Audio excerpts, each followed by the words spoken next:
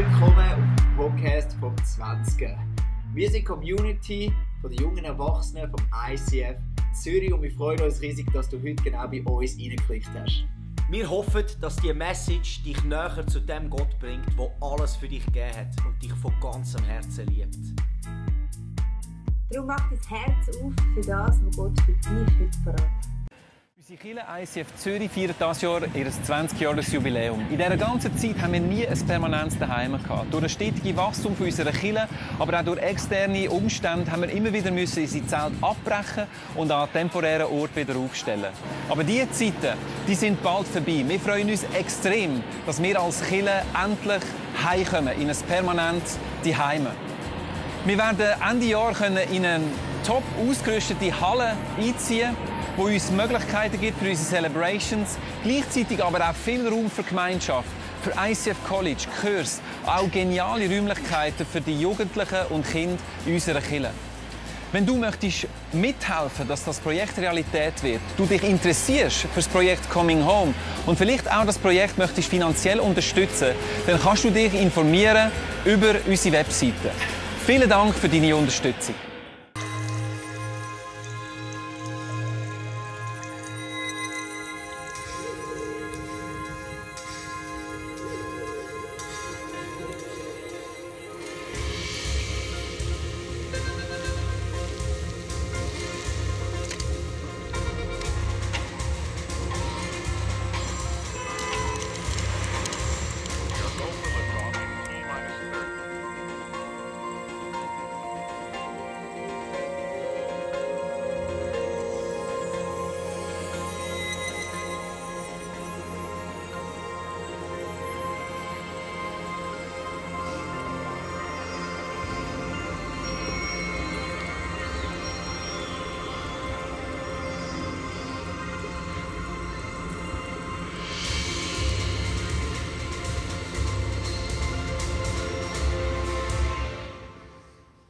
Welcome!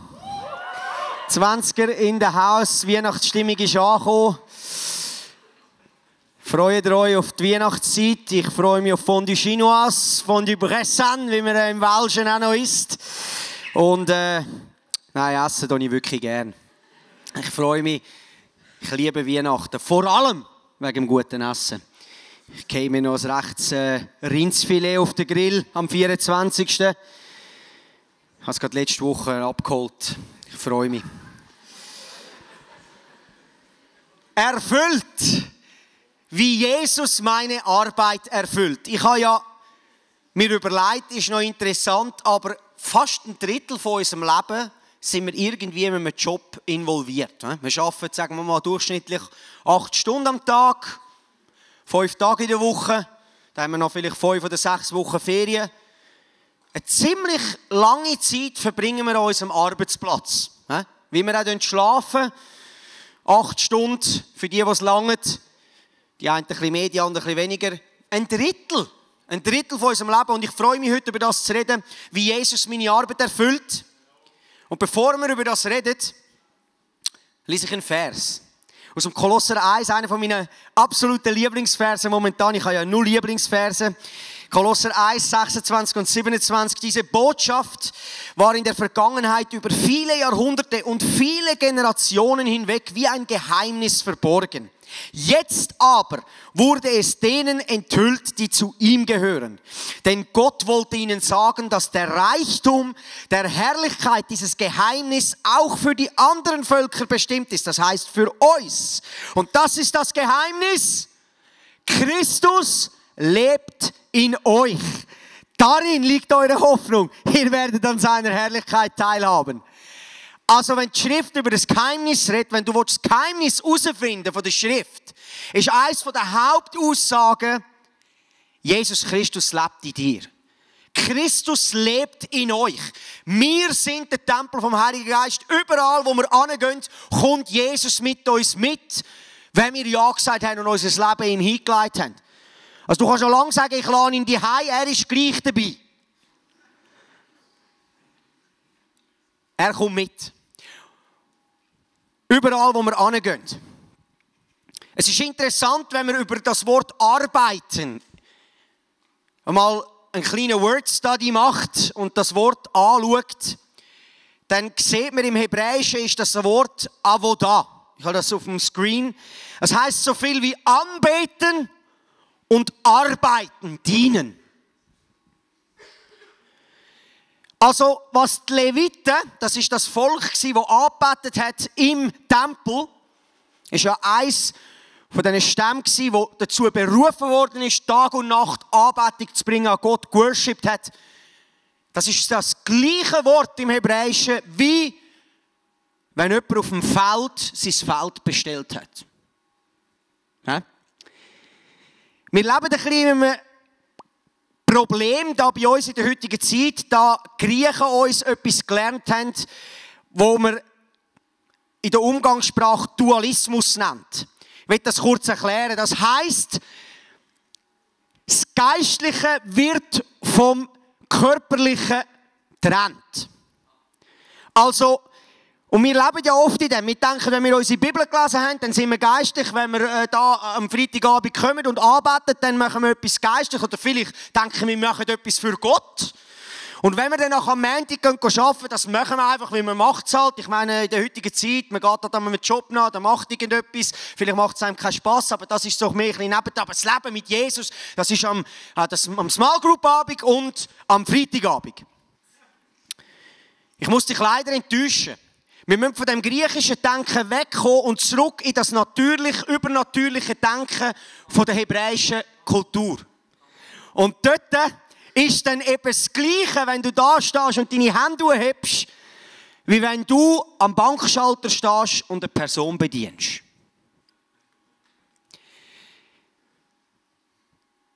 Vielleicht fällt dir das schwer zu glauben, dass Arbeit und Anbetung das Gleiche ist. Ich finde es genial. Wenn wir uns das mal überlegen, wir sind ja oft anders gelehrt worden, weil wir vielleicht viele von uns in einem religiösen Umfeld aufgewachsen sind. Das macht man für Gott und am Wochenende ist man so und vielleicht probiert man noch unter der Woche noch ein, zwei Sachen zu machen, aber was wir in unserem täglichen Leben in der Gesellschaft machen, das ist zweitrangig. Also das haben wir wie aufgesplittet. Und wir müssen das wieder zusammenbringen, weil es ist das gleiche Wort. Es meint das Gleiche.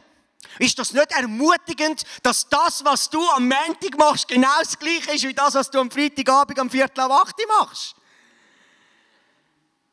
Ich will dir heute eine Vision geben für deine Arbeit, für dort, wo du drinnen stehst. Ich habe einen Titel: Arbeitsmoral und was sagt uns die Schrift? Also wenn wir sagen, dass meine Arbeit, die ich verrichte, egal wie sie ist, vielleicht bist du noch in der Schule, vielleicht bist du in der Ausbildung, ist genauso Arbeit. Also für mich war die Schule Arbeit. Ich weiß nicht, wie es für dich war. Ich musste lernen und machen. Ich bin nicht auch so einfach durchgerutscht wie die einen. Ich musste etwas machen. Das ist Arbeit. Du bist im Studium. Du schaffst und trainierst und lehrst, damit du nachher einen Job verrichten kannst. Das ist Arbeit. Also wenn wir heute über Arbeit reden, fühl dich nicht abgesondert, wenn du jetzt noch in der Schule bist, in der Lehre, in der Ausbildung, an der Uni studierst, ist genau das Gleiche. Ich habe da ein paar Punkte aufgeschrieben, einfach so kurz, was ich in der Schrift gefunden habe, was wichtig ist in unserer Arbeit, wo wir uns selber reflektieren können. Pünktlichkeit, Zuverlässigkeit, Fleiss, Leidenschaft, Freude, Dankbarkeit, ein Ermutiger sein. Ich frage dich, bist du die Person an deinem Arbeitsplatz, wo man am liebsten, mit dem schafft man am liebsten zusammen? Die Leute sagen, mit dem bin ich einfach am liebsten zusammen. Wenn ich mit dem zusammen bin, dann geht es mir besser. Ich habe Freude, ich habe Hoffnung, ich bin dankbar. Die Frage müssen wir uns stellen. Weil der Paulus hat gesagt, gebt sind jederzeit bereit, Hoffnung von eurer Hoffnung zu teilen. Also könnte es sein, dass er gemeint hat, die Leute sehen Hoffnung in unserem Leben. Ja? Wenn du so ein 007-Christ bist, undercover, please. Das ist nicht der Zeitpunkt zum 007 spielen. Ein undercover Christian. Warum Pünktlichkeit? Vielleicht noch ein Wort zur Pünktlichkeit. Hat mir mal jemand gesagt, hat mich recht getroffen, hat gesagt, wenn du nicht pünktlich bist, bist du zuerst ein Lügner und zweitens achtest du deine Zeit höher als die Zeit von dem Gegenüber, die du abgemacht hast. Und ich habe gedacht, okay. Erstens mal habe ich gesagt, dann bin ich dort und ich bin nicht dort, ich bin ein Lügner. Und zweitens, in dem Fall bin ich wichtiger als die Person, die wartet. Und das Interessante ist, wir alle sind schon zu spät gekommen. Das kann es geben. Für das haben wir Möglichkeiten, um zu sagen, hey, es tut mir leid, ich verspäte mich. Ich komme eine halbe Stunde später, ich habe es nicht geschafft, ich stehe im Stau, whatever. Aber Pünktlichkeit ist etwas, wo der Heilige Geist in uns innen will voranbringen. Weil wir stehen zu dem. Wenn ich am 8. abgemacht habe, dann bin ich am 8. dort und nicht am 4. ab. Weil ich achte die Person, die ich abgemacht habe. Und du sagst vielleicht, okay, ich schaue die Punkte an, ich will nicht noch auf mehr Sachen eingehen, aber ich schaue die Punkte an und ich merke vielleicht, ich habe Potenzial in diesen Punkten. Ich weiss nicht, wie es bei dir ist. Du vielleicht nicht, ich habe Potenzial. Jetzt will ich dir sagen, also in dieser Arbeitsmoral, wo wir sind, wenn das Anbetung ist, wie bringe ich denn das in mein Leben? Zuallererst bringe ich das in mein Leben, wenn ich zu diesen Aussagen, was die Bibel, wo man immer wieder drauf stößt, wenn man die Sprüche liest, ein Ja haben in meinem Herz. Und zwar nicht nur in meinem Herz, sondern wenn niemand schaut, du stehst am Morgen auf. Und wie gehst du in so einen Arbeitstag ein? Du stehst auf und du sagst, Vater, du weisst die Punkte von pünktlich sein, zuverlässig, eine Ehrlichkeit haben im Herz. Ich habe vielleicht nicht den einen Punkt Problem, aber mein Herz ist, dich richtig zu repräsentieren, hilf mir. Weil da geht es nicht um möglichst sich gut zusammenzureissen am Morgen, auf die Zähne zu beißen, ins Geschäft laufen und dann möglichst irgendetwas spielen. Verstehst du? Im Heiligen Geist braucht es ein Ja aus unserem Herz. Die Salbung vom Heiligen Geist trifft unser Herz, sieht unser Willen und transformiert unser Leben, im Englischen effortless change. Wer kommt denn die Dankbarkeit und die Ehre über? Du selber. Der eine, der uns geliebt hat. Jesus Christus. Und so soll es eben sein. Oder? Aber was es braucht, ist es ja, wenn ich es sehe in meinem Leben, eine Ehrlichkeit im Herzen und sagen, hey, da und da habe ich ein Problem. Heiliger Geist, hilf mir. Ich will so aussehen wie Jesus Christus. Ich will der sein, der fleissig ist. Ich will der sein, der Leidenschaft hat für das, was ich mache. Auch wenn es vielleicht nicht mein 100%iger Lieblingsjob ist. Und dann wirst du plötzlich in kleinen Nuancen auffallen bei deinen Mitarbeitern, die vielleicht nichts von dem Glauben wissen wollen. Oder in der Uni, und sie werden sehen, irgendetwas ist mit dieser Person anders. Und plötzlich wirst du das Evangelium teilen, ohne dass du gross mit irgendwelchen Traktätchen herumgerührt hast und gesagt hast, ich hätte dann auch noch etwas zu sagen. Kommen wir zu Jesus. Ich glaube, das ist das, was wir in unserem Herz wollen, dass wir eine Vision und eine Dankbarkeit haben im Herz, in dieser Arbeit, die man verrichtet. Wir werden über das am Schluss noch kommen, wie ich dann in dieser Arbeit mit Vision laufen kann. Das erste, habt ihr verstanden, wir müssen das auf gleicher Ebene sehen. Wir müssen die Anbetung von heute Abend und meinen Job, den ich am Montag verrichte, auf der genau gleichen Ebene sehen. Wenn nicht, werden wir religiös und sind nicht mehr nahbar für das, was Gott will tun in unserer Gesellschaft. Weil ich sage dir eins, 90% der Leute wird nie an einem Freitagabend hierher kommen oder irgend sonst in eine Kirche gehen. Dort bist du ihre Kirche auf 2 Beinen in der Gesellschaft. Du bist der Hoffnungsträger. Hey, es gibt Leute, die bringst du nie da in ihr ganzes Leben, aber du bist vielleicht next to him an deinem Arbeitsplatz. Und darum ist es wichtig, dass wir unser Licht erscheinen lassen. Und das können wir nur, wenn wir eine Dankbarkeit im Herzen haben, weil wir wissen, unser Buch ist im Namen vom Leben aufgeschrieben. Verstehst du? Ich will nie mehr sterben. Mein Vater meint dich und mich. Und er liebt mich. Und darum haben wir etwas zu geben. Im 2. Thessalonicher 3, 6-13 steht eine challenging Passage. Zwar heisst es, und nun, liebe Freunde, das schreibt der Paulus an die Gemeinde, und nun, liebe Freunde, geben wir euch im Namen von Jesus Christus, unserem Herrn, folgende Anweisung.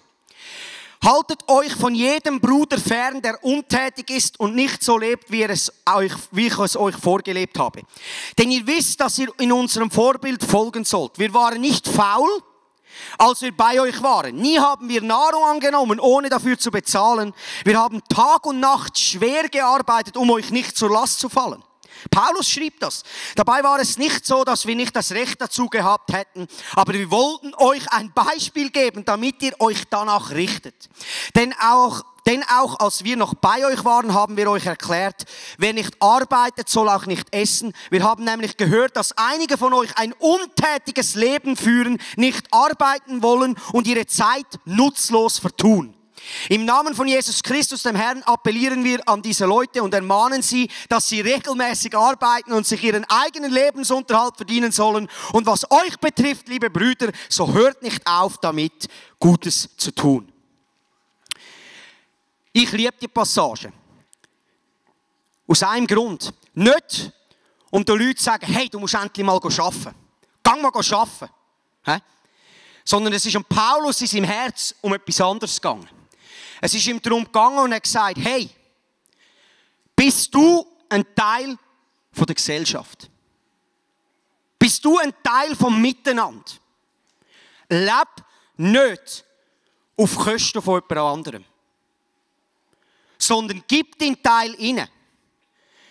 Weil ich sage dir eins, es ist wichtig, was du machst. Du denkst, dein Job ist nichts wert. Das ist nicht mal erwähnenswert. Du sagst, ja, ich weiss auch nicht, ich bin irgendwo mit am Telefon abnehmen oder irgendwas. Aber ich sage dir, es ist wichtig. Wenn du den Job nicht machst, wer macht denn sonst? Stell dir vor, du kommst auf die Post, willst ein Päckchen abgeben und dort ist niemand. Was machst du?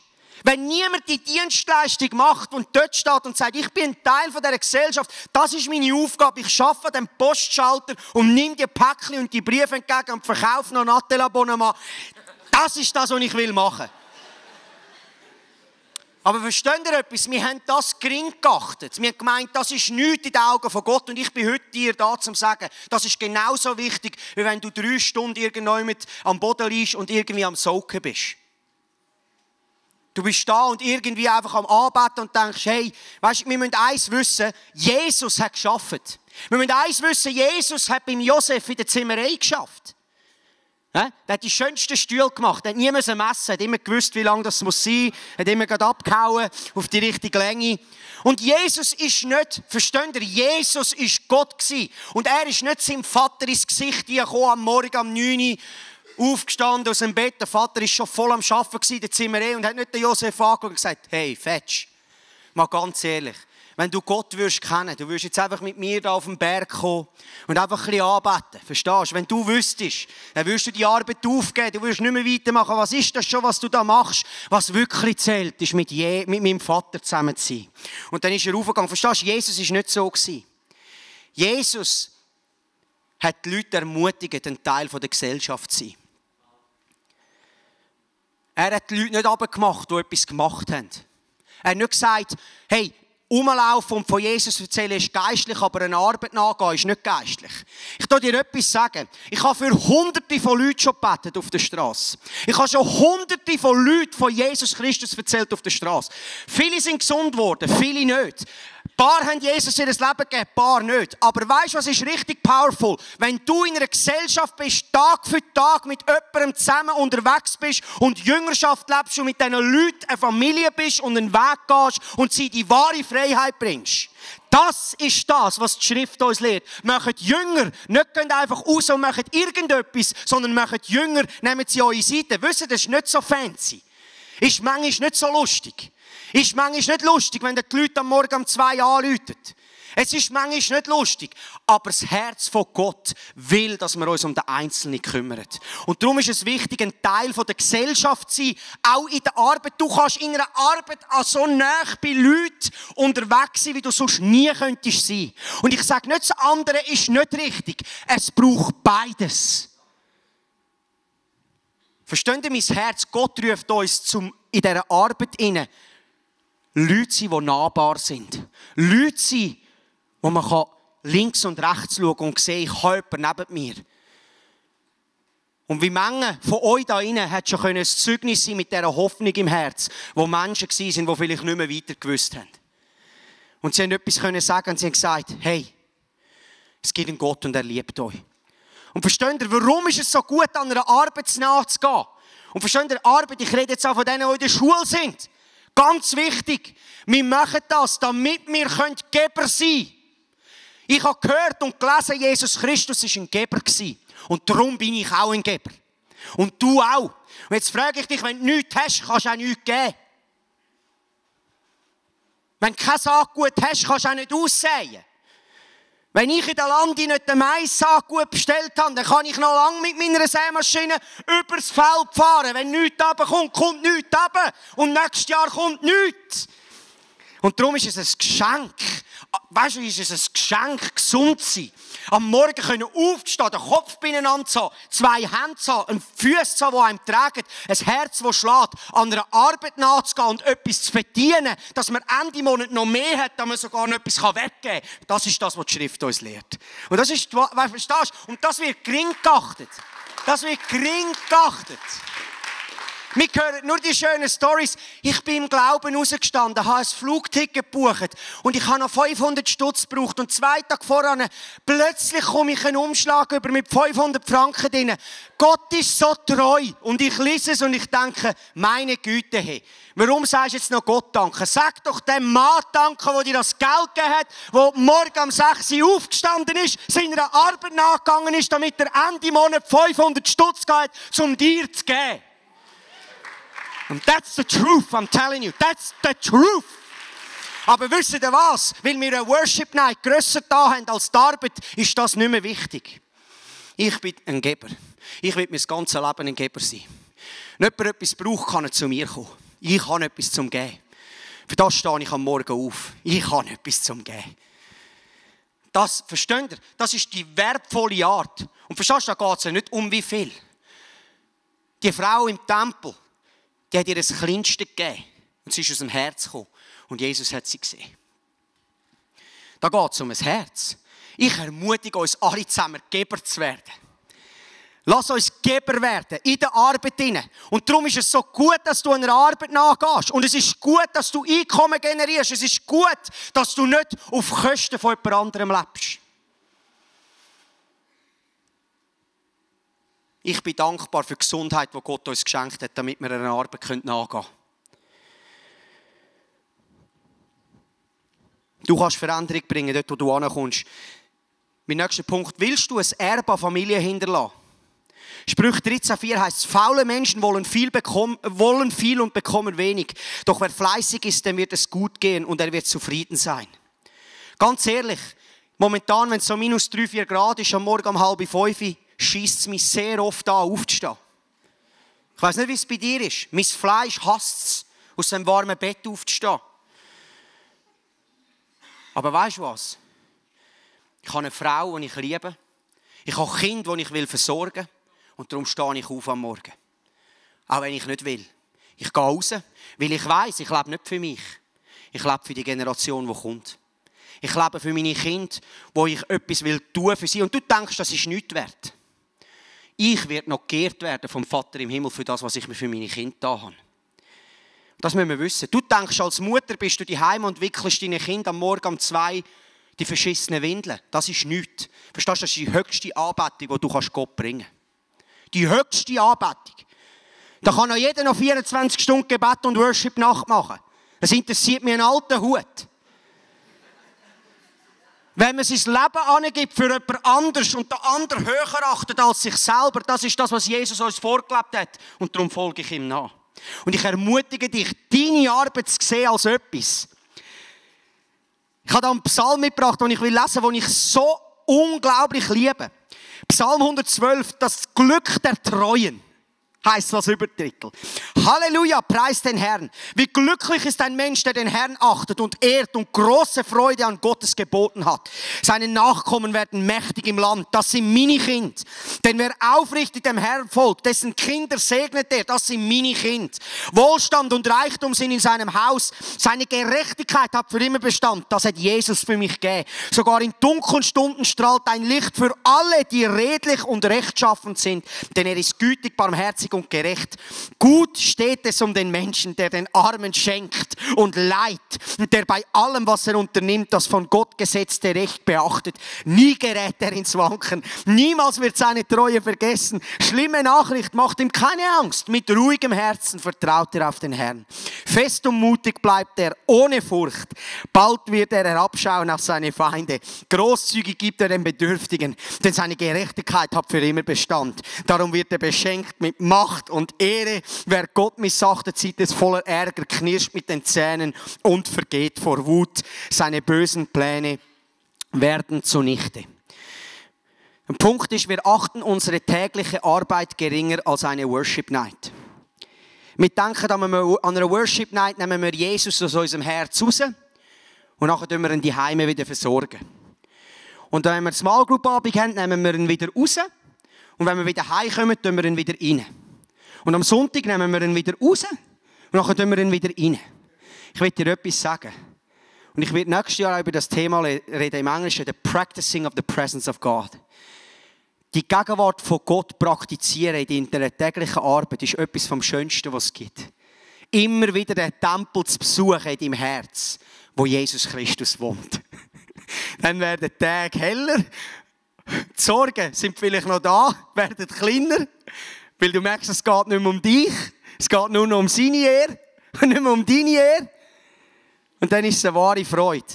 Im Kolosser 3, 22 bis 24 vorne dran steht noch Vision für deine Arbeit. Ihr Sklaven, und ich habe da in Klammern Angestellte. Weil Sklaven haben wir heute nicht mehr. Vielleicht denkst du bist ein Sklave in deiner Arbeit. Ich habe da einfach noch Angestellte hier. Lass uns mit Angestellten gehen. Ihr Angestellten, gehorcht euren weltlichen Vorgesetzten in allem, was ihr tut. Verrichtet eure Arbeit immer sorgfältig und nicht nur dann, wenn sie euch beobachten. Gehorcht ihnen bereitwillig, weil ihr Furcht vor Gott habt. Tut eure Arbeit mit Eifer und Freude, als würdet ihr Gott dienen und nicht Menschen. Vergesst nicht, dass der Herr euch mit dem himmlischen Erbe belohnen wird. Dient dem Herrn Jesus Christus. Es ist krass, dass der Paulus das nochmal gesagt hat. Also in dem Ganzen, was wir tun, dienen wir Jesus Christus. Warum schaffen wir? Wir arbeiten nicht, um einfach irgendwie einen Job zu machen und noch Geld zu verdienen. Alles, was wir tun wir aus Liebe zu ihm. Kann ich meine Kühe melken? Ich habe es schon 100-mal gesagt, weil ich Gott liebe. Ich frage mich das immer wieder. Am Morgen aufzustehen, zu arbeiten. Oft verliert man den Fokus. Aber wenn man in seinem Herz etwas weiss, dass Gott mich genau da rein sieht, in dem, was ich heute in meiner täglichen Arbeit mache. Egal wo ich bin, egal was für einen Job ich mache es für ihn, weil ich ihn liebe. Das ist kraftvoll. Das verändert unser Leben. Wenn dieser Blick immer wieder in unsere Herzen kommt, wenn wir merken, tun wir alles, was wir tun, aus Liebe zu Gott, dann beten wir nicht, oh Jesus, bitte verändere meinen Chef, bitte mach meinen Chef anders, ich kann ihn nicht mehr aushalten. Das sind nicht die Gebete, die Gott wird erhören. Du wirst noch 5 Jahre genau am gleichen Punkt sein. Bet, Jesus, verändere mein Herz so fest, damit ich meinen Chef in einem anderen Licht sehe. Das ist kraftvoll. Es geht nicht darum, andere Leute zu bebeten, damit sie anders werden. Verändere du dich. I love that. Ich will Veränderung in meinem Leben. Ich weiß nicht, wie es mit dir ist. Ich will. Ich sage, Jesus, Heiliger Geist, verändere mein Leben. Ich will so leben, wie du gelebt hast. Ich will so Stühle machen, wie du gemacht hast. Versteht ihr eins von den ersten Mal, wo der Heilige Geist auf Menschen gekommen ist? Bezalel, Exodus 35. Hey, das müsst ihr nachlesen. Dort ist der Geist Gottes auf den Mann gekommen, damit er Craftsmanship machen konnte, damit er die Edelsteine schleifen und einpacken, damit er das Holz richtig zuschnitzen. Verstehst du, das bin ich. Ich habe jetzt ein neues LED-Lichtsystem in meinem Stall reingemacht und jetzt laufe ich durch und ich sehe, wie perfekt ich das montiert habe. Und ich laufe durch und sage, Jesus, danke für die Fähigkeit, Lampen zu installieren. Es muss praktisch sein. Ich muss durchlaufen, verstehst du? Und in allen Business, in allen dem, wo viel läuft, du sagst, ich vergiss Jesus, weil ich an so einen Tag, es läuft und alles. Sag ihm das. Bruder Lorenz, so ein Vorbild, er hat gesagt, Herr, du siehst, dass ich jetzt gerade in eine beschäftigte Zeit hineingehen, wo viele Leute etwas von mir wollen. Schenk mir Gnade, immer mit dir in Gemeinschaft zu sein, in dieser busy Zeit. Schenk mir Gnadenfenster, wo ich dich immer wieder merke, dass du da bist. Verstehst du? Das braucht ein hingegebenes Leben. Wenn du dein eigenes Ding durchziehst, ist es unmöglich. Aber immer wieder. Auch ich habe oft busy Zeit, ich vergesse es. Vielleicht sogar Tage vergesse ich es. Aber ich komme in meinem Herz immer wieder da und sage, hilf mir auch in diesen stürmischen Zeiten, wo wir haben in unseren Arbeiten, immer wieder dich in meinem Herz zu haben, weil ich weiss, du wohnst da, du bist nicht weit weg. Lies Römer 10, er ist nahe. Alles, was wir tun, tun wir aus Liebe zu Gott. Zum Abschluss von dieser Message, und ich hoffe, ich konnte euch ermutigen, eure Arbeit zu sehen, gleich wie Anbetung, möchte ich ein Interview führen mit einer wunderbaren Frau, die ich von Herzen gerne habe. Und zwar, sie ist schon circa 7 Jahre im 20er. Sie arbeitet im Dirt Buster Ministry. Also wenn ihr da am Celebration am Geniessen sind, ist sie am WC putzen, damit ihr nach der Celebration wieder auf saubere WCs könnt. Und ich will ihr ein paar Fragen stellen, weil sie ist für mich so ein Vorbild in dieser Arbeitswelt, wie man einfach Jesus leben kann, Tag für Tag. Lass uns willkommen heißen, Chantal Schnürriger auf der Bühne. Come on!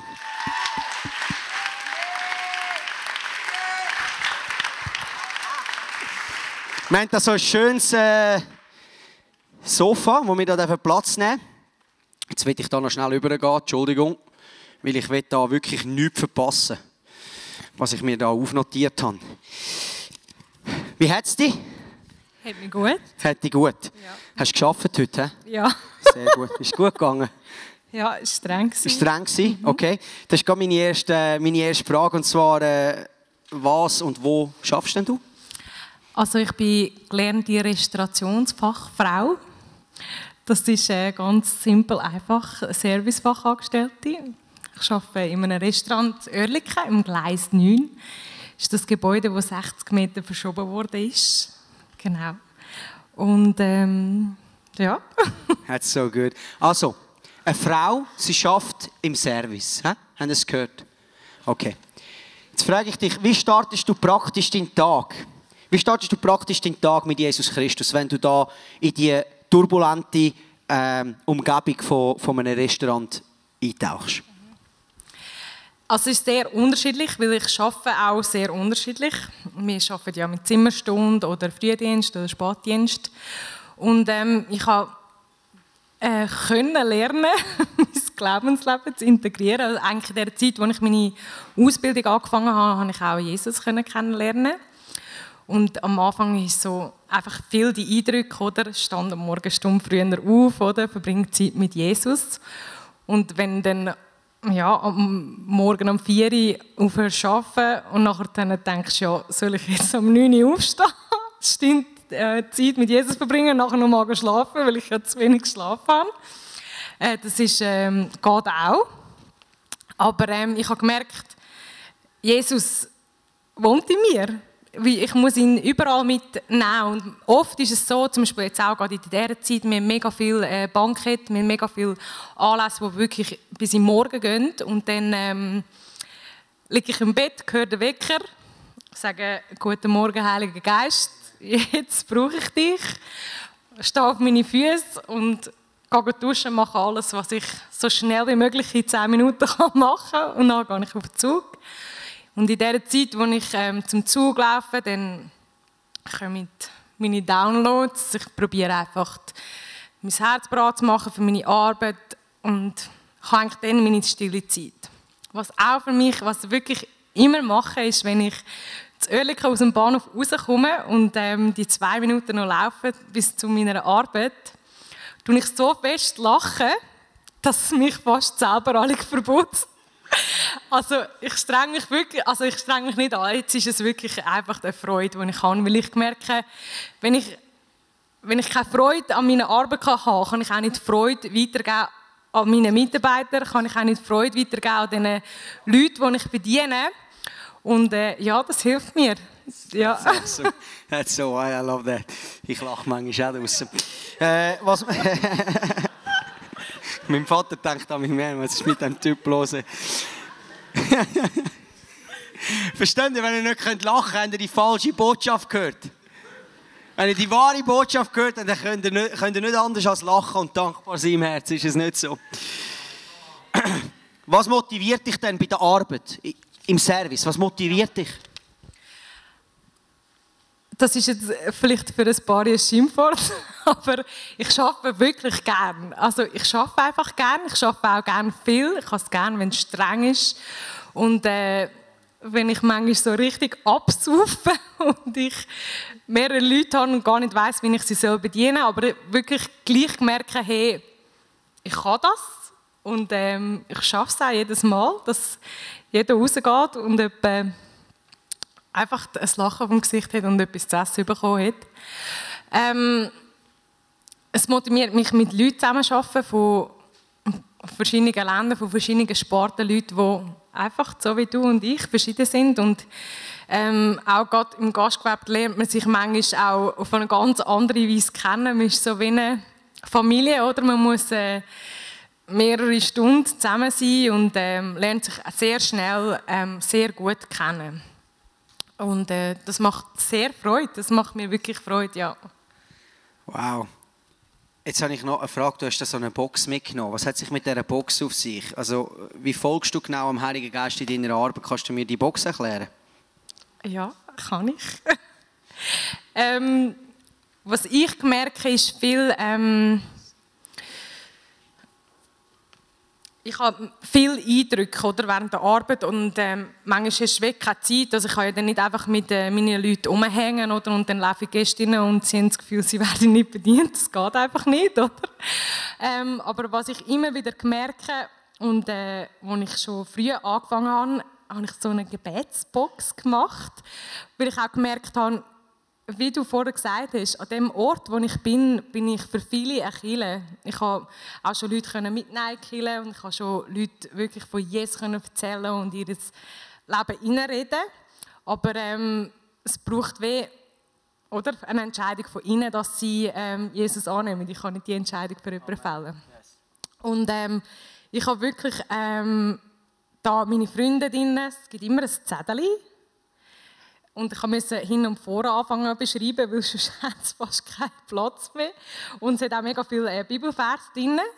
Und oft, wenn ich Zeit habe, also das ist dann meine stille Zeit, wenn ich zum Beispiel am Nachmittag Zimmerstunde habe oder so und Zeit einfach mit Jesus alleine habe, nehme ich mir ein Zettel raus und einfach einen Bibelvers dazu und bete für die Person, die da drauf steht. Und was für mich mega wichtig geworden ist, da innen, es ist meine persönliche Familie, wo Jesus noch am Suchen ist. Und da innen sind auch die Mitarbeiter, die ich je zusammengearbeitet habe. Und ich wünsche mir für die Leute, die ich zusammengearbeitet habe, so viel, wie ich mir für meine Brüder und für meine Schwestern wünsche. Es ist kein Unterschied, ob das meine Mutter ist oder ob das eine ist, wo ich 2 Monate zusammengearbeitet habe. Ich merke, wenn ich etwas weitergeben will, dann muss ich das auch in mir tragen. Oder? Es ist wirklich Jesus, der mir in uns tragen. Verstehen Sie, das ist Jesus Christus. Wirklich. Verstehst du, das ist ein Leben und nicht nur erzählen, sondern wirklich leben aus dem Herz raus. Wenn du kannst sagen, ich will das in meinem Herzen tragen. Also für mich, ich habe schon Freunde gehabt, die in deinem Restaurant waren, wo du bedienst, und sie haben mir gesagt, verstehst du, das ist einfach etwas anderes, wenn du dort bist. Das ist einfach etwas anderes. Wenn Chandra dich bedient, da ist einfach Leben, da ist Freude rum. Da ist die Freude an Jesus, die in ihr ist. Wir können noch lange sagen, ja, die Freude an Jesus ist unsere Stärke. Die Frage ist, wenn du es auf den Boden bringst, dann ist es wirklich Wahrheit geworden. Sagen kann es jeder. Leben ist eine ganz andere Geschichte. Ich will dir von Herzen danken sagen, dass du einfach kurz geteilt hast. Lass uns einen Applaus geben für Chanti. Danke.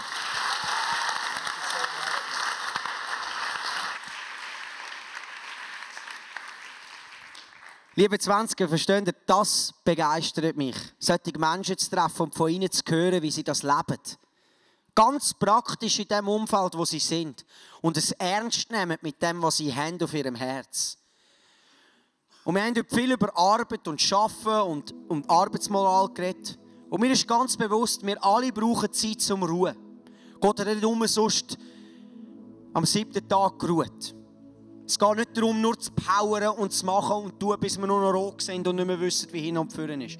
Ich weiss, was es heisst, nur 2 Wochen Ferien haben pro Jahr. Ich weiss, was es heisst, 6 Tage pro Woche zu arbeiten, das ganze Jahr. Aber auch ich muss mir Zeit rausnehmen, wo ich sage, und jetzt habe ich frei. Und jetzt arbeite ich nicht. Jetzt komme ich wieder zur Ruhe. Jetzt kann ich entspannen. Und nachher gehe ich wieder mit einer neuen Freude an meine Arbeit an, die Gott mich gegeben hat. Und du bist vielleicht heute da und du bist auf Arbeitssuche. Du suchst Arbeit und findest vielleicht keine, nur Absagen. Ich will dir sagen, über das, was wir jetzt geredet haben, über Faulheit, das betrifft dich überhaupt nicht. Ich bin dankbar, dass du einen Job suchst. Und ich bete für dich, dass Gott dir einen Job geben möge, der dir gefällt, wo du aufblühen kannst, was du machen kannst. Ich sage dir, gib nicht auf, gang weiter.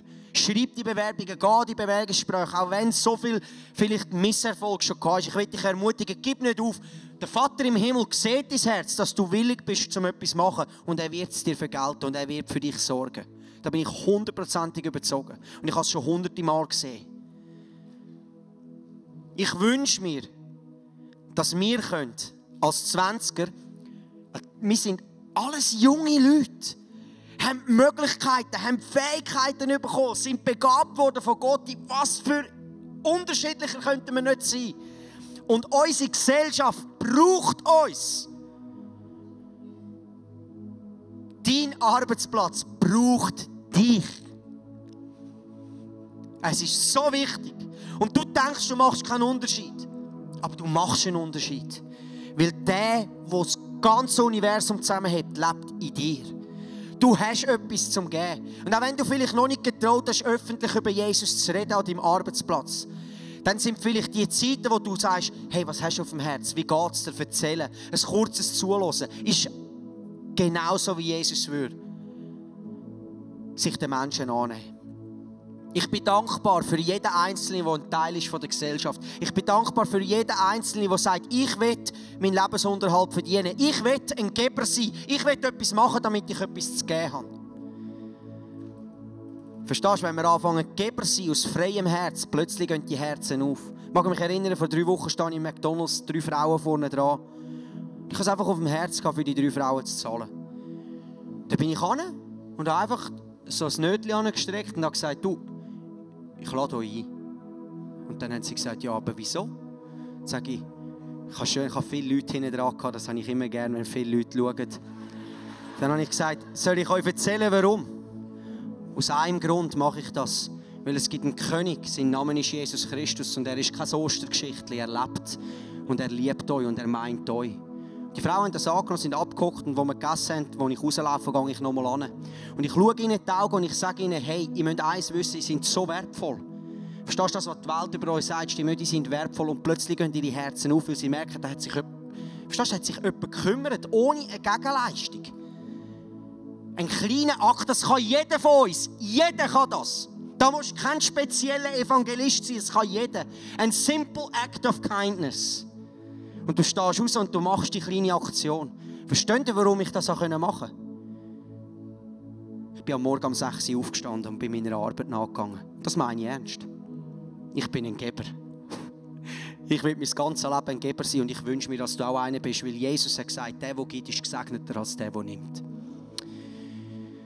Lass uns miteinander aufstehen, lass uns miteinander beten. Mir ist bewusst, die Message ist challenging, wie meistens, wenn ich etwas sage. Aber es geht mir nicht mal darum, dass sie challenging ist, sondern ich will euch ermutigen. Weil wenn wir nicht unsere Gesellschaft prägen, dann prägt sie jemand anders. Und der will, dass die Menschen in die Hölle kommen und nicht von Jesus Christus hören. Vater, ich danke dir für den ganzen 20er, für jeden Menschen, der das hört, auch über Podcasts, der das vielleicht anlässt, wir, die da sind.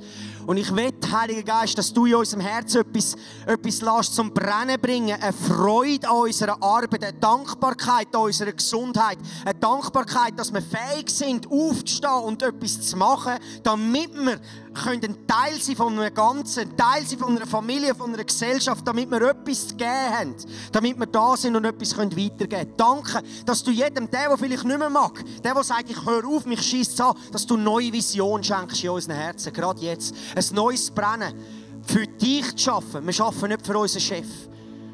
Und ich weiss, von was ich rede. Wenn du die eigene Familie schaffst, gibt es so viele Sachen, wo du manchmal am liebsten davonlaufen würdest. Aber immer wieder seine Rechte abzulegen und zu wissen, ich diene dem einen, sein Name ist Jesus Christus, bringt eine Freude ins Herz, wo wir weitergehen können und dich verherrlichen, Jesus. Weil wir laufen auf dieser Welt, viele Leute lachen vielleicht noch über uns, aber wenn wir in 5 Jahren noch freier sind, noch mehr Freude haben, wenn wir unser Leben noch mehr transformiert sind, in 10 Jahren sind wir noch freier, dann sind wir dann die lachen und etwas zu geben haben. Wir haben etwas zu geben, weil da aussen ist eine Welt, die stirbt. Da aussen ist eine Welt, die verloren geht. Und du bist dort an deinem Job gesetzt, durch Jesus Christus einen Unterschied zu machen. Und ich bin dankbar für was du jeden Tag machst. Ich bin dankbar, dass du ein Teil bist von dieser Gesellschaft. Amen. Danke so viel Mal. Danke, machst du einen Unterschied. Wenn Gott in unser Leben hineinredet, so wie er es vielleicht jetzt gerade bei dir gemacht hat, dann ist das etwas unglaublich Kostbares. Darum heb das wirklich und nimm das mit in deinen Alltag. Wir feiern jeden Freitag zusammen eine Celebration im Herzen von Zürich und wir würden uns freuen, wenn wir dich dort willkommen heißen. Mehr Infos dazu findest du auf unserer Webseite 20er.ch oder auf Facebook. Wir haben auch andere geniale Events unter der Woche oder geniale Camps, die gerade vielleicht etwas sein für dich. Wenn du etwas erlebt hast mit Gott, dann schreib doch das uns auch. Das würde uns mega ermutigen und wir würden uns freuen, mit dir zu connecten. Bis bald. Tschüss. Ciao. Ciao.